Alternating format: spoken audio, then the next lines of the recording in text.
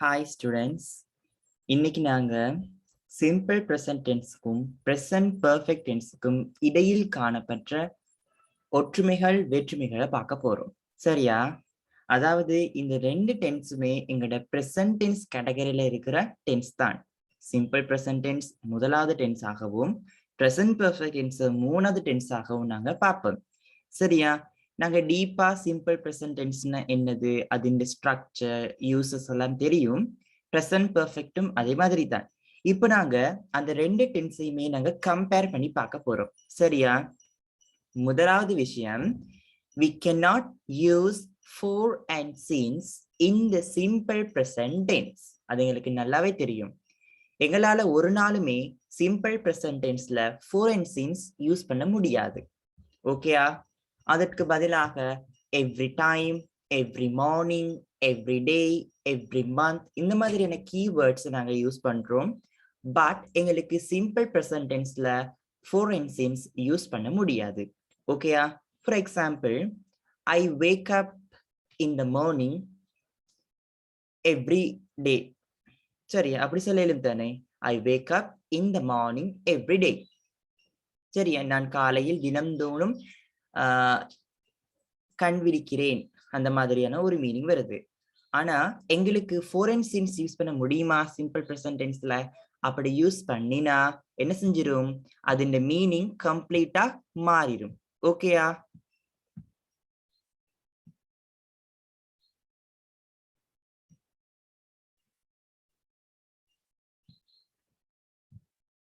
ஓகேயா? ஆகவே simple present டென்ஸ்ல for and since பயன்படுத்த முடியாது. இது எல்லாத்தையுமே விட்டுட்டு முதலாவது எங்களுக்கு சிம்பிள் ப்ரெசன்ட் டென்ஸுக்குள்ள தமிழர்த்தமும் ப்ரெசன்ட் பர்ஃபெக்ட்குள்ள தமிழர்த்தமும் எங்களுக்கு நல்லாவே தெரிஞ்சிருக்கணும். சரியா? ஃபார் எக்ஸாம்பிள், இப்படி சொல்லுவோம் நாங்க. ஓகே, அதாவது நான் டைப் பண்றேன் பாருங்க. Mala cuts the paper. Mala cuts the paper. இதுக்கு மீனிங் என்னது? மாலா காகிதத்தை வெட்டுகிறாள். சரியா? இதே நான் பிரசன்ட் பர்ஃபெக்ட் டென்ஸ்ல இதை அப்படியே கன்வெர்ட் பண்றேன் பாருங்க. Mala has cut the paper. இதுக்கு மீனிங் என்னது? மாலா காகிதத்தை வெட்டி இருக்கிறாள், வெட்டி விட்டாள், இந்த மாதிரியான மீனிங் இருக்கு. சரியா? யூசுவலாவே பிரசன்ட் பர்ஃபெக்ட் டென்ஸ்க்கு நாங்க ரெண்டு விதமா தமிழ் மீனிங் சொல்லுவோம். முதலாவது, மாலா காகிதத்தை வெட்டி இருக்கிறாள், மாலா காகிதத்தை வெட்டி விட்டாள், இந்த மாதிரியான மீனிங். சரியா? அதே மாதிரி தான் he goes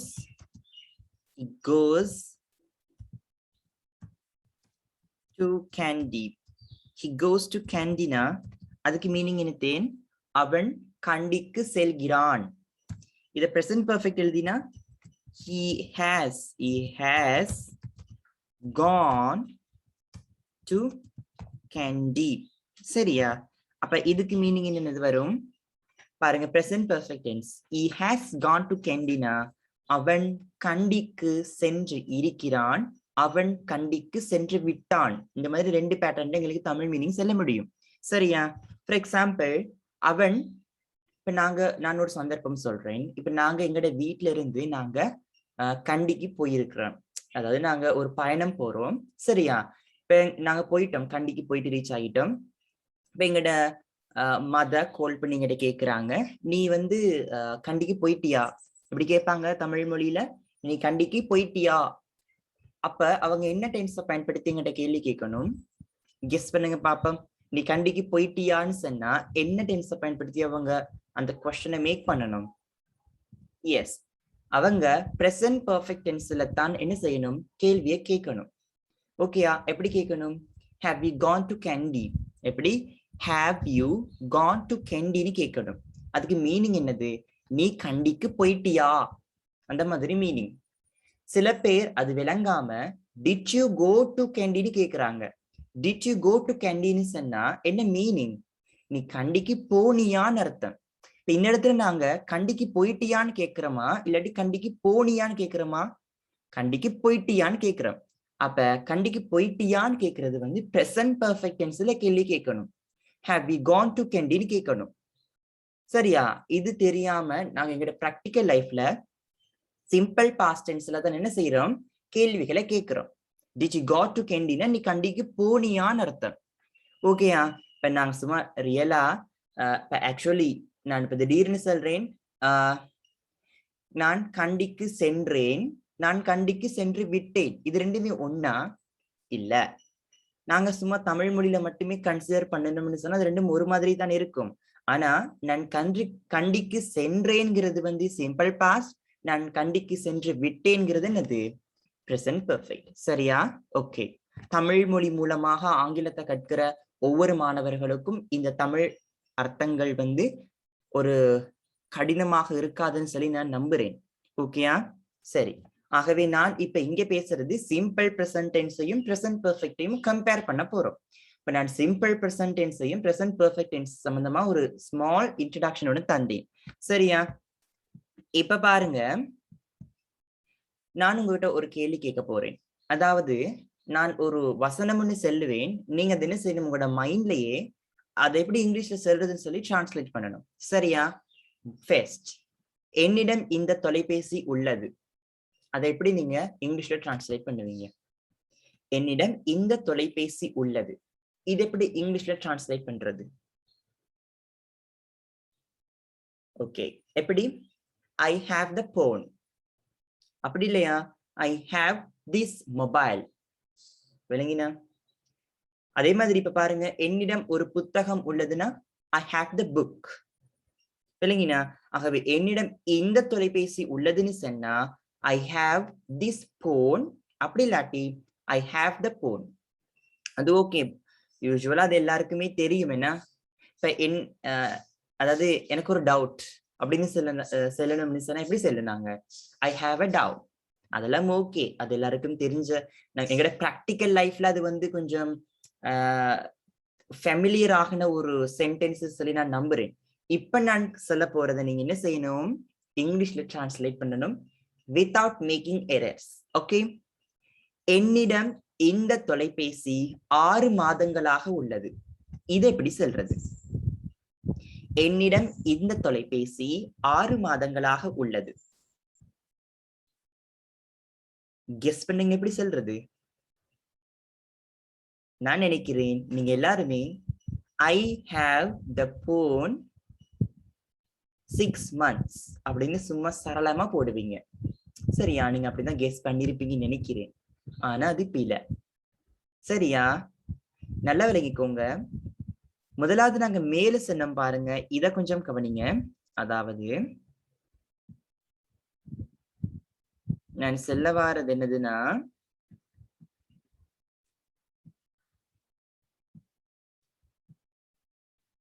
ஓகேயா, இத கொஞ்சம் கவனிங்க. அதாவது இத என்னிடம் இந்த தொலைபேசி உள்ளதுன்னு சொல்லிக்குது, அது வந்து நீங்க நல்லா கொஞ்சம் டீப்பா பாத்தீங்கன்னா அது simple present tense. I have this phone, I have the book, I have a doubt, இதெல்லாமே சிம்பிள் பிரசன்ட் டென்ஸ் தானே. ஐ வந்து சப்ஜெக்ட், ஹேவ் வந்து எனக்கு என்னது, V1, ஒப்ஜெக்டிவ், எஜங்டிவ், சம்திங். ஓகேயா? ஆனா அது சிம்பிள் பிரசன்ட் டென்ஸ் தானே. இப்ப பாருங்க, நாங்க மேல என்னிடம் இந்த தொலைபேசி உள்ளதுன்னு மட்டும் தான் சொன்னேன்.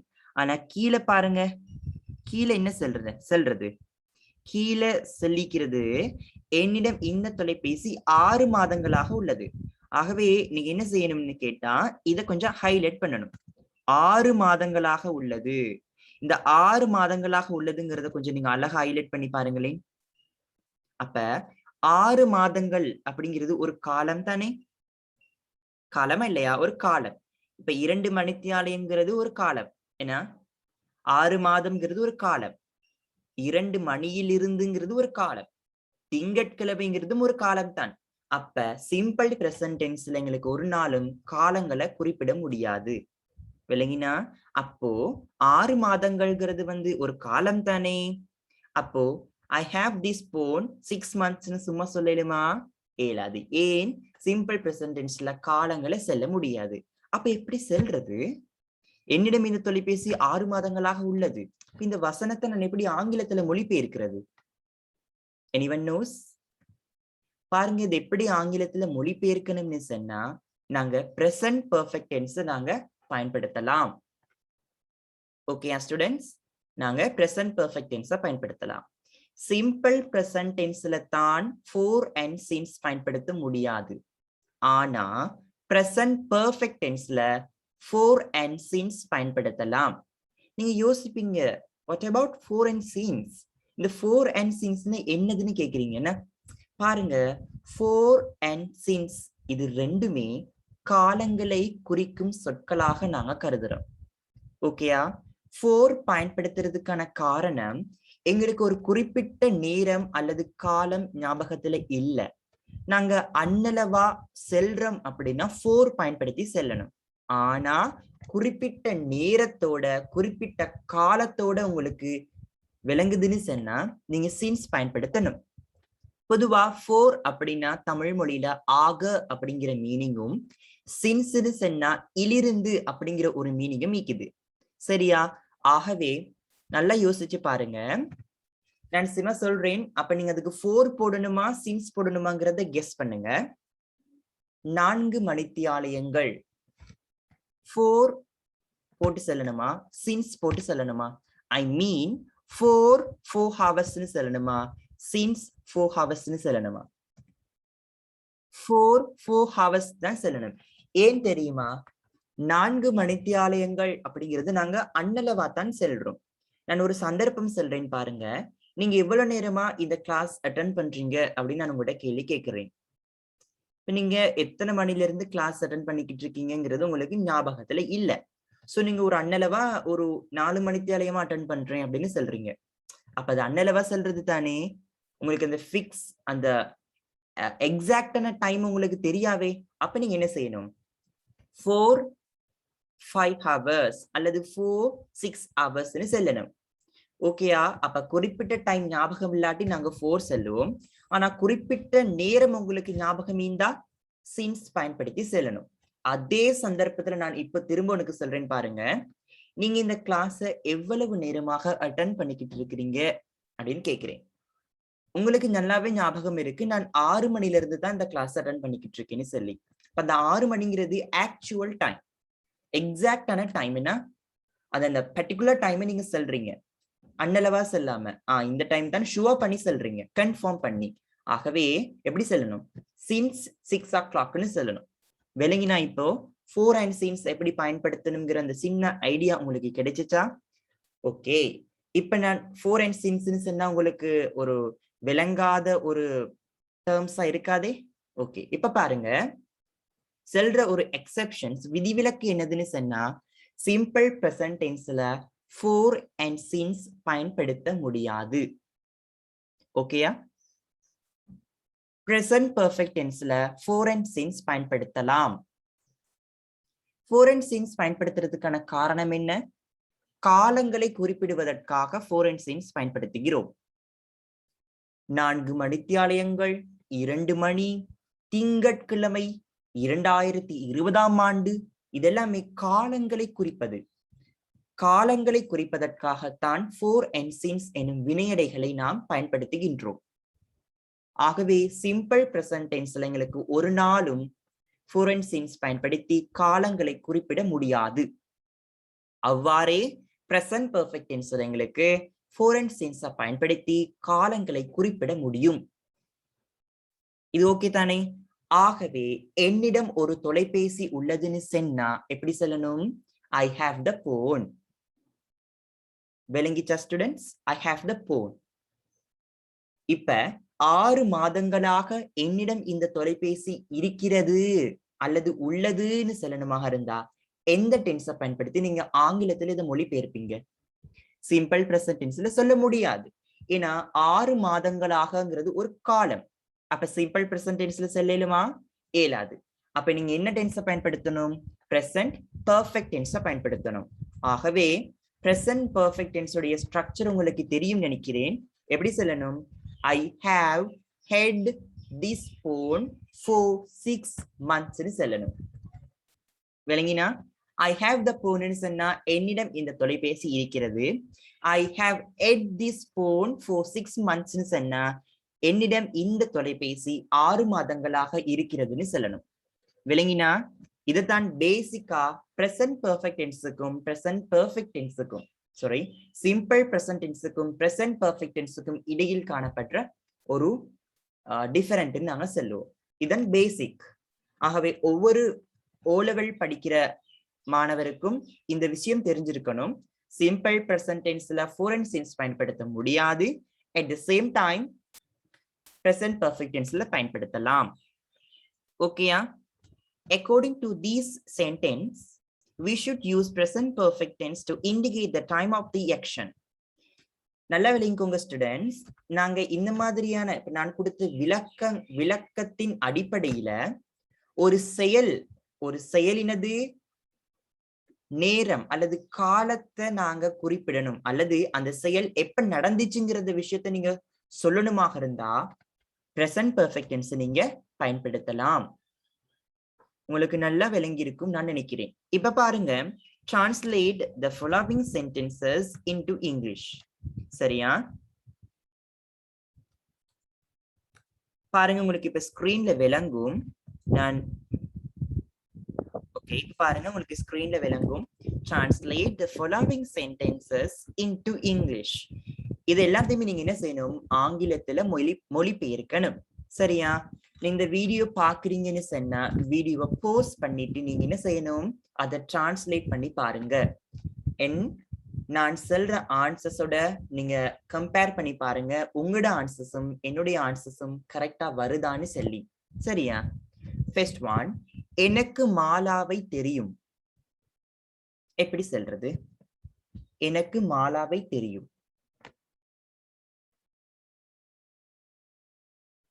Okay, I know Mala. சரியா? எனக்கு மாலாவை தெரியும் அப்படின்னா I know Mala. Besides, உங்களுக்கு குமாரை தெரியுமா? இங்கிலீஷ்ல எப்படி கேட்கிறது? உங்களுக்கு குமாரை தெரியுமா எப்படி கேட்கிறது? Do you know Kumar? Okay, students. Okay. அவளுக்கு என்னை தெரியும். எப்படி சொல்றது? She knows me. Okay. ஒன்னாவது finish. இரண்டாவது பாருங்க, உனக்கு அவனை எவ்வளவு காலமாக தெரியும்? உனக்கு அவனை எவ்வளவு காலமாக தெரியும்? இது ஒரு பாசிட்டிவ் WH question. ஓகே, கொஞ்சம் கன்ஃபியூஸ் ஆகியிருப்பீங்கன்னு தான் நினைக்கிறேன். ஏன் தெரியுமா? நான் முதல்ல ஒரு விஷயம் சொன்னேன், சிம்பிள் பிரசன்ட் டென்ஸ்ல for and since பயன்படுத்த முடியாதுன்னு சொன்னேன் தானே? அதே மாதிரி சிம்பிள் பிரசன்ட் டென்ஸ்ல எவ்வளவு காலம் அப்படிங்கிறது எங்களுக்கு பயன்படுத்த முடியாது. எவ்வளவு காலம் அதை நாங்க எப்படி இங்கிலீஷ்ல சொல்லுவோம்? how long. இல்லைங்கனா how long. அப்ப இரண்டாவதா உங்க மைண்ட்ல ஃபிக்ஸ் பண்ணிக்கோங்க, சிம்பிள் பிரசன்ட் டென்ஸ்ல for and since பயன்படுத்த முடியாது.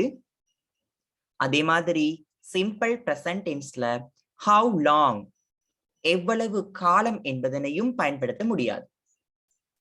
சரியா? got it? சரி, அப்போ சிம்பிள் பிரசன்ட் டென்ஸ்ல எவ்வளவு காலம்ங்கிறத பயன்படுத்த முடியலன்னு சொன்னா எந்த டென்ஸை பயன்படுத்தணும்? present perfect tense பயன்படுத்தணும். ஓகே, அப்ப present perfect tense பயன்படுத்தி இந்த சென்டென்ஸ் இங்கிலீஷ்ல டிரான்ஸ்லேட் பண்ணுங்க பாப்போம். ஓகே, சொல்றேன் பாருங்க. How long have you known him? How long have you known him? சரியா? எப்படி கேட்கணும்? How long have you known him? ஏன் சிம்பிள் பிரசன்ட் டென்ஸ்ல கேட்க முடியாது? நான் தான் சொன்னேனே, சிம்பிள் பிரசன்ட் டென்ஸ்ல எவ்வளவு காலம், how long அப்படிங்கிற அந்த ஒரு பதத்தினை எங்களுக்கு பயன்படுத்த முடியாது. சரியா? மூணாவதுக்கு போகும். ஏன் அவன் இப்படி பேசுகிறான்? ஏன் அவன் இப்படி பேசுகிறான்? Okay, why does he speak like this? Why does he speak like this? Okay, simple present tense தான் இது. இது உங்களுக்கு கிளியரா விளங்கி இருக்கும்னு நினைக்கிறேன் நான். நான்காவது, எனது அம்மாவிற்கு அவர்களை நீண்ட காலமாக தெரியும். ஓகே, நல்லா அவதானிக்கணும், நல்லா யோசிச்சுத்தான் முடிவெடுக்கணும். எனது அம்மாவிற்கு அவர்களை நீண்ட காலமாக தெரியும்.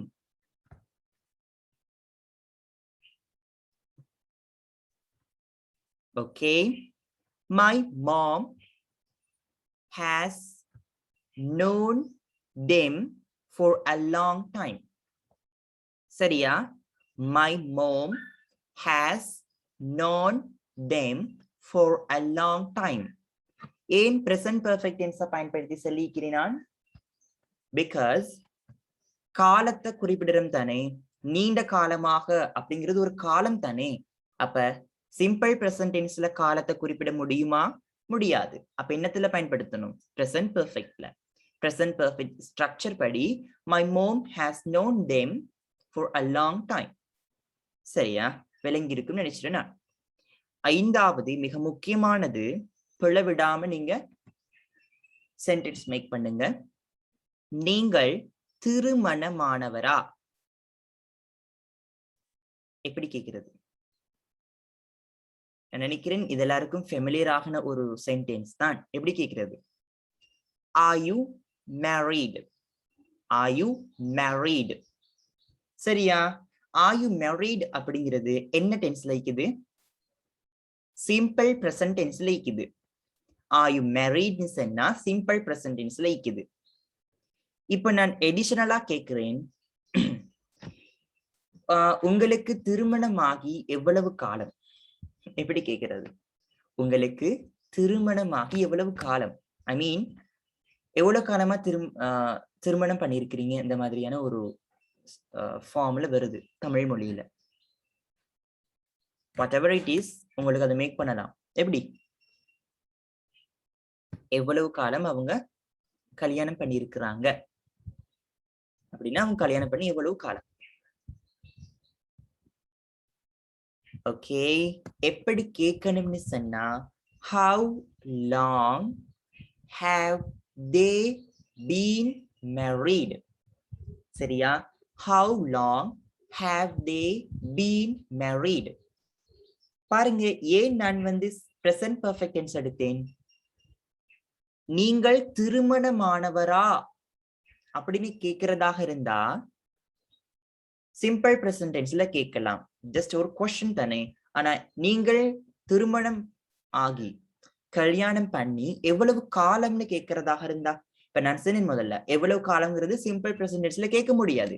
அப்ப பிரசன்ட் பெர்ஃபெக்ட் டென்ஸ்ல தானே கேட்கணும்.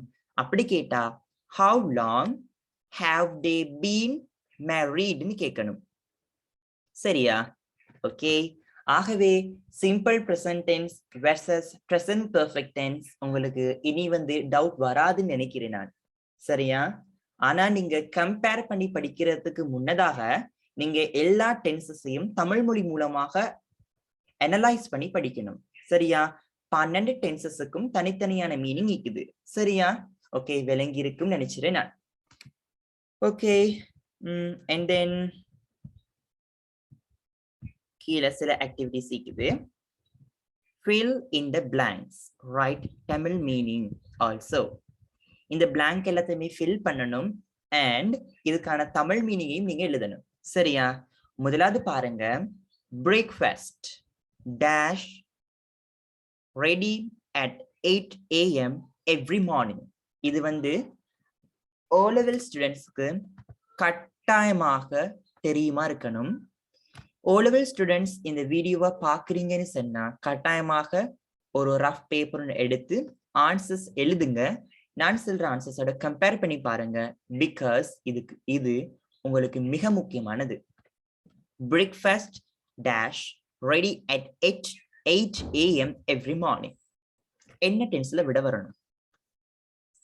சிம்பிள் பிரசன்ட் டென்ஸ்ல விட வரணும். பிகாஸ் இது வந்து ஒரு ஹேபிச்சுவல் ஆக்ஷன் அல்லது டெய்லி ஆக்ஷன்ஸ் சொல்லும். சிம்பிள் பிரசன்ட் டென்ஸ்ல நாங்க ஏகப்பட்ட யூசேஜஸ் படிச்சிக்கிறோம். அதுல மிக முக்கியமான ஒரு யூசேஜ் தான் ஹேபிச்சுவல் ஆக்ஷன். அப்ப எப்படி வரும்? நல்லா யோசிச்சுங்க பாப்போம் எப்படி வரும். Breakfast is ready at 8 a.m. every morning. சரியா? சிம்பிள் பிரசன்ட் டென்ஸ்ல சொல்லணும். ரெண்டாவது, I dash my keys. I can't find them. இதை எப்படி சொல்லணும்? சிம்பிள் பிரசன்ட் டென்ஸை பயன்படுத்தி சொல்லணுமா அல்லது பிரசன்ட் பெர்ஃபெக்ட் டென்ஸை பயன்படுத்தி சொல்லணுமா? I dash my keys. I can't find them.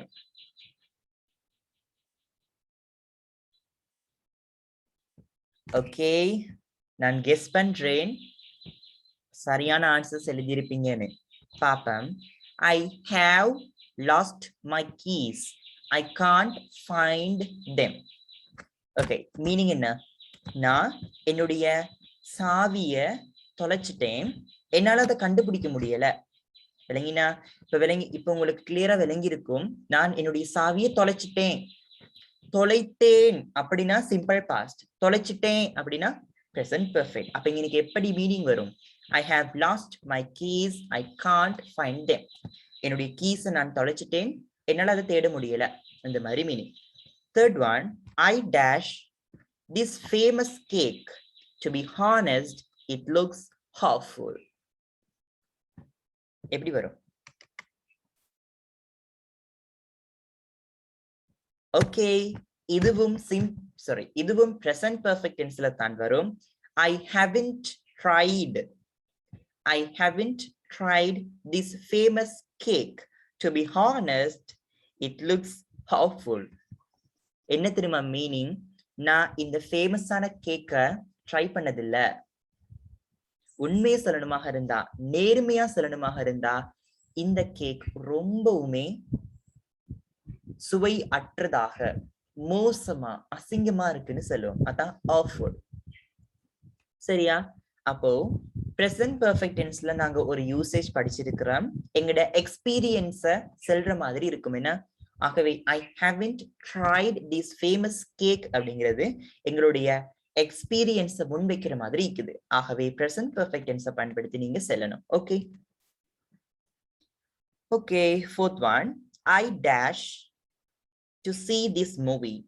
It looks stupid. என்ன வரும்?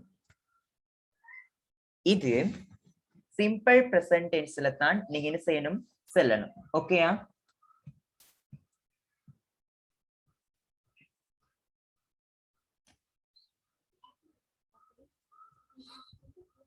ஓகேயா? ஆகவே சிம்பிள் பிரசன்ட் டென்ஸ் பயன்படுத்தி நாங்க என்ன செய்யணும்?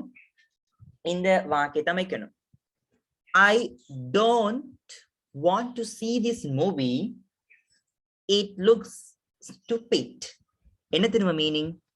நான் அந்த படத்தை பார்க்க விரும்பல, அது ஸ்டூபிடா இருக்கு. தெரியும் தானே? அப்ப ஏதோ ஒரு ஆக்ஷன் மூவி, சம்திங் எல்ஸ். ஆகவே நாங்க எங்களுக்கு விருப்பம் இல்லை அப்படின்னா நாங்க அதை சிம்பிள் பிரசன்ட் டென்ஸ்ல சொல்லுவோம். இப்ப எனக்கு அந்த மூவி பார்க்க விருப்பமா இருக்கு, அதை எப்படி சொல்லுவோம்? I wish to see this movie. ஆனா விருப்பம் இல்லைன்னா I don't want to see this movie சொல்லுவோம். என்ன? ஆகவே இது simple present tense. Simple present tense உடைய ஒரு யூசேஜ் நீக்குது. எங்கட ஒப்பீனியனை குறிக்கிறதுக்கு நாங்க சிம்பிள் பிரசன்ட் டென்ஸை பயன்படுத்துவோம். ஆகவே இந்த சென்டென்ஸ் எங்கட ஒப்பீனியனை குறிக்குது. சரியா? The last one, dash to China. இதை நான் ரீட் பண்ண உடனே எனக்கு ஆன்சர்ஸ் மைண்டுக்கு விளங்கிருச்சு. உங்களுக்கும் அப்படி விளங்கணும். என்ன answer? Have you ever been to China? Have you ever been to China ன்னு சொன்னா அதுக்கு மீனிங் என்ன? நீங்க எப்பயாவது சைனாவுக்கு போயிருக்கிறீங்களா அப்படிங்கிற மீனிங். நீங்க எப்பயாவது சைனாவுக்கு போயிருக்கிறீங்களா எப்படி கேக்குறது? Have you ever been to China? நீங்க எப்பயாவது கண்டிக்கு போயிருக்கிறீங்களான்னு எப்படி கேட்கணும்? Have you ever been to Kandy? சரியா? விளங்கி இருக்கும் நான் நினைக்கிறேன். சரிதானே? ஆகவே இது எங்கட என்ன யூசேஜ் குறிக்குது? அது present perfect tense குறிக்குது and also எங்களுடைய எக்ஸ்பீரியன்ஸ குறிக்கிற மாதிரி இருக்குது. நாங்க present perfect tenseல have and never படிச்சோம் தானே, அதைத்தான் இது குறிக்குது. சரியா? கிளியரான ஒரு அண்டர்ஸ்டாண்டிங் உங்களுக்கு கிடைச்சிருக்கும்னு சொல்லி நான் நம்புறேன். ஓகே ஓகே, மின்னமிக்குது, நாங்க அதையும் பார்த்துருவோம். என்ன ஆகவே 6th one, I saw a documentary about this restaurant and he dashed to go there. என்ன வரும்? He doesn't want to go there. நான் இந்த ரெஸ்டாரண்ட் சம்பந்தமான ஒரு அறிக்கை ஒண்ணு நான் பார்த்தேன். ஆனா அவரு அங்க போக விரும்பல. அதான் மீனிங், விரும்ப மாட்டிக்கிறாரு. நான் முதல்ல சொன்னேன் I don't want to watch this movie, அந்த மாதிரி தான். He doesn't want to go there. 7th one, do you come with us to see Blood Diamond? Sorry, I dash it. Okay, இதையும் ரீட் பண்ணின உடனே எங்களுக்கு ஆன்சர் வரும். ஏன்னா நாங்க present perfect tense அந்த அளவுக்கு நான் உங்களுக்கு சொல்லி தந்திருக்கிறேன். உடனே உங்களுக்கு ஆன்சர் வரக்கூடியதாக இருக்கணும். எப்படி வரும்? I have already seen it. Do you come with us to see Black Diamond? Black Diamond பார்க்க கூட வாரீங்களான்னு கேக்குறாங்க.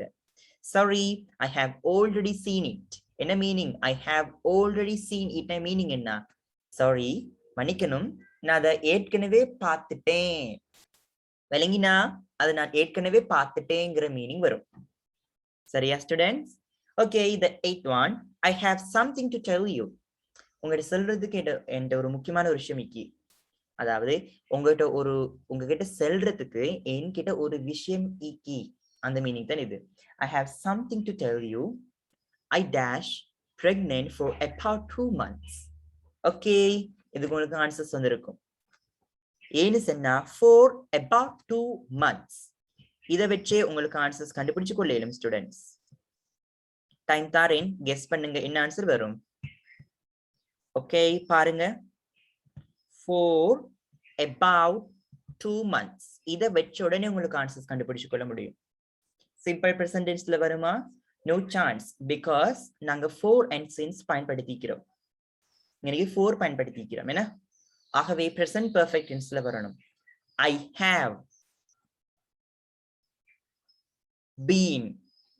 have been pregnant for about 2 months. ஓகேயா? எப்படி வரணும்? I have been pregnant for about 2 months. நான் 2 மாசமா பிரெக்னண்டா இருக்கிறேன். இல்லைங்களா? மீனிங் பாருங்க. இப்ப நான் உங்களுக்கு சொன்ன விளங்கும். நான் 2 மாசமா பிரெக்னண்டா இருக்கிறேன்னு சொன்னா அது சிம்பிள் பிரசன்ட் டென்ஸ்ல தான் செல்லணும். ஆனா ஒரு காலத்து செல்றேன் தானே, அப்ப உடனே என்ன செய்யணும்? நாங்க present perfect tense பயன்படுத்தி செல்லணும். ஓகே, the last one, he dash to him since Monday. உங்களுக்கு இப்பயும் நல்லா விளங்கி இருக்கும். since Mondayங்கிறது செல்றோமே, ஒரு குறிப்பிட்ட காலத்து செல்றோம் தானே, அப்ப என்ன வரணும்? Simple present tense or present perfect? present perfect. எப்படி வரணும் அப்ப? he hasn't talked to him since Monday. Meaning எப்படி வரணும்? அவன் கிட்ட, அதோ வேறொருத்தர் கிட்ட, அவன் கிட்ட திங்கட்கிழமையிலிருந்து பேசுறது இல்ல. இல்லைங்கண்ணா? இப்ப ஜஸ்ட் அவன், அதாவது நான் அவன் கிட்டன்னு சொல்றப்ப யார் அப்படின்னு நீங்க யோசிப்பீங்க. இப்ப நான் வரைஞ்சு காட்டுறேன்னு பாருங்க. இது குமார், கேன்னு போடுறேன். நான் இங்க வரைகிறேன் இந்த இடத்துல. இது யாரு? கமல், கேன்னு போடுறேன். சரியா? சாரி, ஓகே, நான் கமல் இல்ல, இது ருவன்னு சொல்றேன். ஆர் போடுறேன். இவர் குமார், கே. இது ருவான், ஆர். சரியா? இப்ப நாங்க சொல்ல போறோம், குமார் ருவான் கிட்ட பேசுறது இல்ல. எப்படி சொல்லணும்? சிம்பிள் பிரசன்ட் டென்ஸ் சொல்லணும். என்ன? Kumar doesn't talk to Ruwan. இப்ப குமார் ருவான் கிட்ட திங்கட்கிழமையிலிருந்து பேசுறது இல்ல. அப்ப ஒரு காலத்தை சொல்றோம் தானே, அப்ப அது என்ன டென்ஸா வரணும்? present perfect. Kumar hasn't talked to Ruwan since Monday. விளங்கினா? ஓகே, கிளியரா விளங்கி இருக்கும்னு நினைச்சிட்டேன் நான். ஓகே ஸ்டூடெண்ட்ஸ், ஆகவே நாங்க இன்னைக்கு பார்த்தது வந்து simple present tense versus present perfect tense. ஓகேயா? மிக முக்கியமான ஒரு கம்பேரிசன். பிகாஸ் ஓ லெவல் ஸ்டூடெண்ட்ஸ்க்கு மெயின் பண்ணி நான் சொல்லல.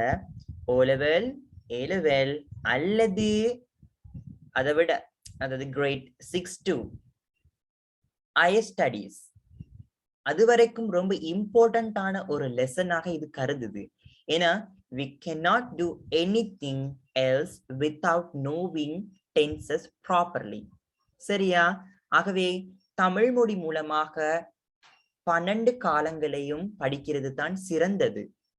ஆகவே ஸ்டூடெண்ட்ஸ், நீங்க தெளிவான முறையில் அதை விளங்கி கொண்டீங்கன்னு சொன்னா உங்களுக்கு சக்சஸ் ஆகும். ஆகவே சிம்பிள் பிரசன்ட் டென்ஸ் நான் உங்களுக்கு ஒழுங்கான முறையில சொல்லி தந்திக்கிறேன். அண்ட் ஆல்சோ பிரசன்ட் பெர்ஃபெக்ட் டென்ஸையும் அழகான முறையில சொல்லி தந்திக்கிறேன். இப்போ அந்த 2 டென்ஸையுமே கம்பேர் பண்ணியும் படிச்சாச்சு. சரியா? அடுத்த செஷன்ல நாங்க பிரசன்ட் கண்டினியூவஸ் டென்ஸுக்கும் பிரசன்ட் பெர்ஃபெக்ட் கண்டினியூவஸ் டென்ஸுக்கும் இடையில் காணப்படுற ஒற்றுமை கமா வேற்றுமைகளை பத்தி டிஸ்கஸ் பண்ணுவோம். சரியா? உங்களுக்கு ஏதாவது டவுட் இருக்குன்னு சொன்னா கட்டாயமாக என்ன கான்டாக்ட் பண்ணுங்க, உங்களுக்கு நான் கிளியர் பண்றேன். ஓகே? ஆகவே இந்த செஷன்ஸ் உண்மையாவே உங்களுக்கு ஹெல்ப்ஃபுல்லா இருந்திருக்கும் அப்படின்னு நான் நினைக்கிறேன். ஓகே ஸ்டூடெண்ட்ஸ், ஆகவே நாங்க அடுத்த செஷன்ல சந்திப்போம்.